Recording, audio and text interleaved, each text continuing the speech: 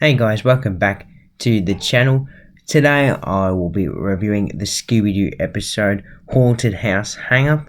Let's get straight into the review.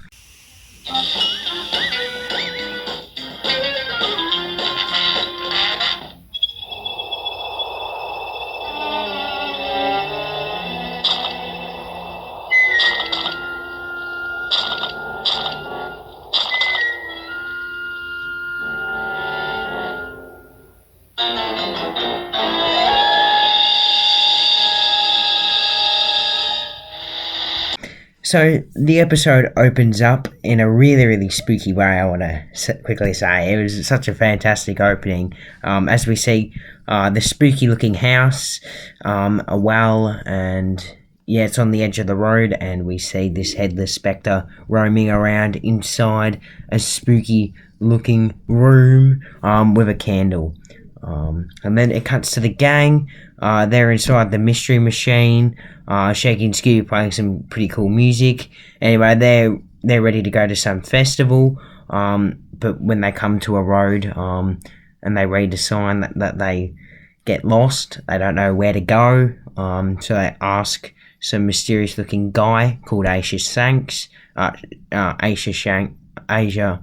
Oh, I can't pronounce his name properly. Anyways, he tells them that they have to follow the road up to the fork. If you take the right fork, it will take you past the headless specter and the haunted mansion. If you go to the left, it's longer, but it's actually technically quicker because you don't have to go past the haunted mansion.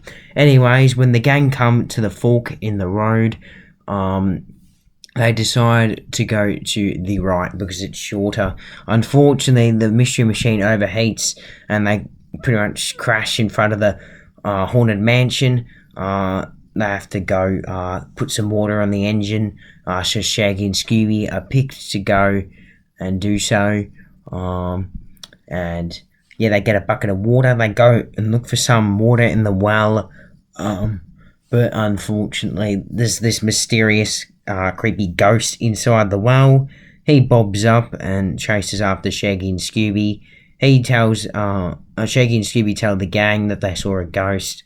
But when the rest of the gang take a look, they can clearly see that there was no ghost. And yeah, then they decide to go inside. They spot a light and they think that maybe the owner might have a bucket that they could borrow. And yeah, when they go inside, they check out the spooky room, and they see this candle that's been lit, and then it starts mysteriously floating through the air, and luckily Scooby blows it out. They lock themselves inside this room, and there's a portrait of the headless specter, and when Shaggy and Scooby run to tell the rest of the gang, his head pops back, and they hear some weird banging noises. Shaggy and Scooby keep looking at the portrait while the rest of the gang look all over the other side of the room, and then the head disappears again. Then when they leave the room, the headless specter appears from behind the curtain, goes down a secret chamber into through a corridor into a different room, and grabs this special box and does an evil cackle. Now when the gang continue their way walking, they go inside this room that they think that the knocking noises are coming from inside, and in there they spot the box that the ghost had moments ago. Scooby gets volunteered into opening the box, and inside they find Jefferson Stillwell's head. Obviously it is fake, but it gave Shaggy and Scooby quite a fright, and they obviously think that someone's planted it there to give them a fright, and maybe to think that there really is a headless specter. And then Shaggy and Scooby spot some footprints on the floor leading out of the room. The gang follow them down a corridor and to a set of a door, but there's some weird problem where the like the footprints go one way, but they go the other way, so it looks like he's done the splits, which is quite hilarious, really. Anyway, you have to turn the corridor and go down another set of rooms. So Daphne and Fred volunteer to do that, while Velma, Shaggy, and Scooby check behind the door. Now, when Shaggy, Scooby, and Velma go inside, it's very, very dark. No one can see anything, so we can only see their eyes. Now, they all decide to hold hands so they don't lose each other in the darkness, but Shaggy and Velma argue between whose hands are the coldest. But when they come outside of the door yet again, getting confused, thinking it's the exit, they end up in the exact same spot where they were before, and they turned out they were holding the headless Specter's cold, clammy hands, and he gives an evil laugh and chases after them. And while this is occurring, the soundtrack is also playing in the background. It's called Love the World. It's pretty catchy, and yeah, a lot happens in it, which is pretty good, in my opinion. Yeah, the headless Specter's chasing after the gang up a staircase. They dress up as knights to fool him, but Shaggy's shoes hang outside of it, and he can't fool the headless Specter.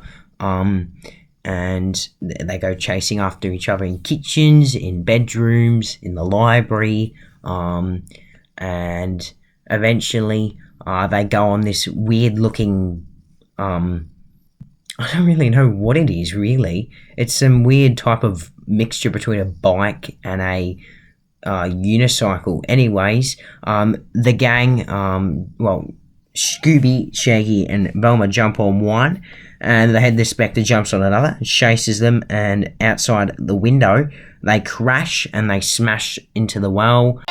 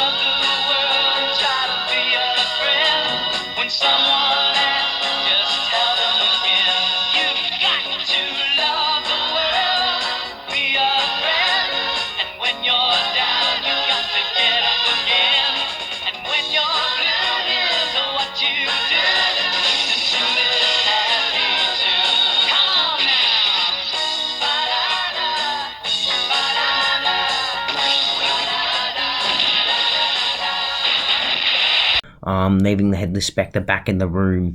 Now Shaggy, Velma, and Scooby are still stuck below in the well, but Shaggy accidentally finds this mysterious hidden wall. They go inside, and it leads to some creepy looking basement. Then we cut to Fred and Daphne. They're inside one of the rooms down that set of corridors, and inside one of the books, inside one of the drawers, they find a couple of books. In one of the books there's an entry saying July 12th, 1822, marching men in single aisle hide the secret, Stillwell shows the way. Now, because Stillwell shows the way, they assume it's the mysterious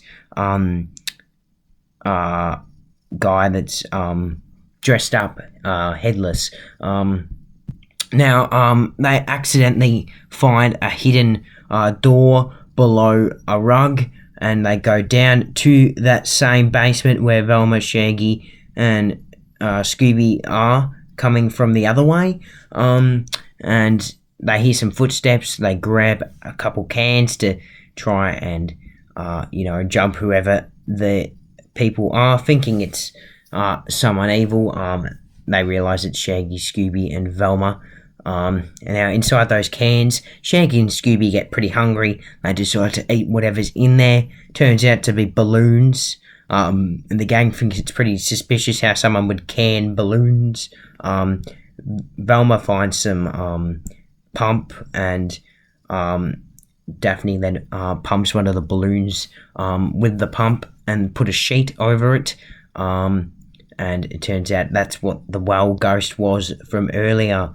And yeah, Daphne and Fred tell the gang, the rest of the gang, what they found with the clue, and then Velma realizes that it's the still wall painting that shows the way, because he's pointing out to the old greenhouse, but there's no columns there anyways. But Shaggy and Scooby decide to go take a look anyways. In there they find a pretty hungry plant that starts eating their Scooby snacks, and then the headless specter shows up, also checking the greenhouse, and spots them. They run to the basement. Shaggy and Scooby think it's a pretty silly idea of them to run to the basement because they are pretty much trapped. They decide to blow up some balloons with the air pump, and they jump on. Now they're floating through midair. Velma, Fred, and Daphne spot the headless specter chasing after them on the balloons, and because Daphne and Fred haven't seen the headless specter yet, Velma explains to them that there really is a headless specter. They all crash each other, popping their balloons, and they fall into this chicken coop. There, Shaggy and Scooby get out okay, and then the headless specter, who isn't headless anymore, he does have a head. It's Jefferson Stillwell. Well, that's what they believe. It's actually his great-grandson, but I don't actually believe his name. Anyways, he tells the gang that he pretended to dress up as the headless specter just to chase anyone away that he'd think that would steal the treasure. Now, the loud banging noises, he thought that it was the gang, and the gang thought it was him, and obviously someone's trying to steal the treasure. And yeah, the gang agree to help Mr. Stillwell find the treasure, seeming they don't want it, and they think it'd be a good idea to help him. They still hear some banging noises from all the way outside. Fred and Shaggy, being the bravest guys, go out to check what's happening, and they find this mysterious phantom inside. I think it's like an attic or a basement, another entry to a different basement. And there they find the Phantom. He spots Fred and Shaggy pretty quickly and chases after them. And Velma and Daphne are waiting outside, and they trip the Phantom up. Turns out the Phantom was just Aesha Shanks with his with a cloth around him to make it look like he was a Phantom, and he was also after the treasure. And the column that he did smash into, once Daphne and Velma tripped him up, smashes open. Scooby looks inside it and finds a briefcase with heaps of money in it, and it's obviously the treasure. And yeah, Aesha Shanks turns out to be the main culprit, and they call the police to take him away. Landing, thanks to the feathers. What's this? Oh, my aching head. Hey, you really have a head. Who are you? What's all this about? I am Penrod Stillwell, great-great-great-grandson of Jefferson Stillwell. But why all the headless business? I invented the legend of the headless specter to scare people away. I even rigged the floating candle in the headless picture as part of it. But like why, man? You scared us half to death. There's a hidden treasure someplace in that old house that is rightly mine.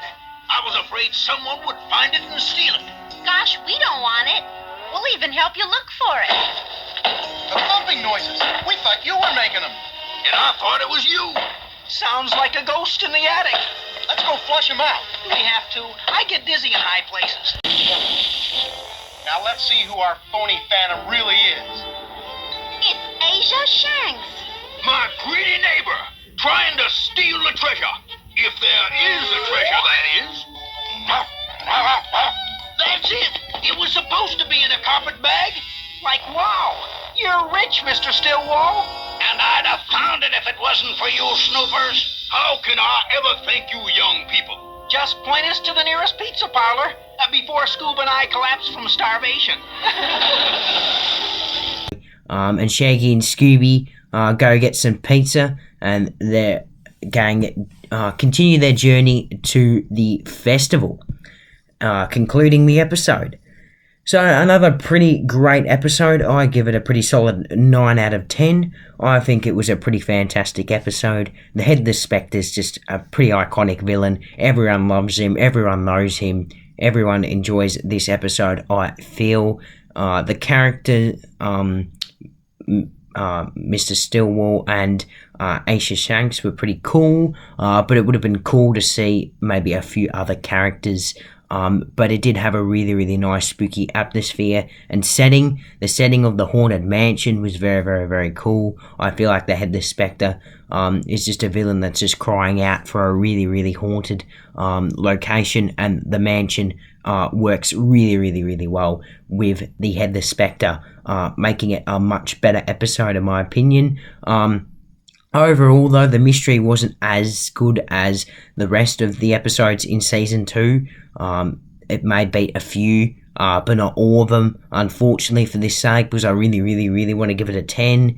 I really, really, really want to have it ranked higher. But unfortunately, it's just not, because the Headless Spectre is just probably not my favourite villain, but definitely up there. And it's just such an iconic one from Scooby-Doo, Where Are You, as well. Yeah, like I said, the mystery wasn't amazing. It was pretty good at times, but it did lose its way a little bit, which is pretty unfortunate. The chase song wasn't my favourite, to be honest. I still like it, but out of all of them, it probably is my least favourite, which is, again, unfortunate for this episode. I have nothing really against what occurred in it, like... I think what the Headless Spectre did, chasing around the gang a lot in it, which made it a little bit annoying, the fact that he was chasing him around for the whole part of it. We didn't really see Daphne and Fred in the chase song either. It doesn't really affect the episode too much, though. I have nothing against the actual lyrics at all. But still, even that, compared to all the other lyrics, it wasn't the best. The plot wasn't amazing, and I didn't like how Velma and Fred didn't see the Headless Spectre until right to the end. And it was pretty silly that the culprit was just, had his head hidden behind his jumper when it was revealed that he just popped his head up out of his collar, making it a little bit silly. And I don't think they should have revealed it like that, because in my opinion, it really just hurt the episode, and is probably why I'm giving it such a low ranking compared to other people. But yeah, I'm jabbering along here. I think it's still a pretty good episode. I hope you guys enjoyed the review. Stay tuned for tomorrow, where I will be reviewing A Tiki Scare Is No Fair. But until then, I'll see you guys next time. Call the Coast Guard! Stand up. The water's only knee-deep. Well, what do you know? Day after Christmas.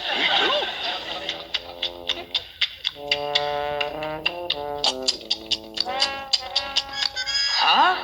What's the matter? Balloons! Rubber balloons! Why would anyone can balloons? Wait a minute.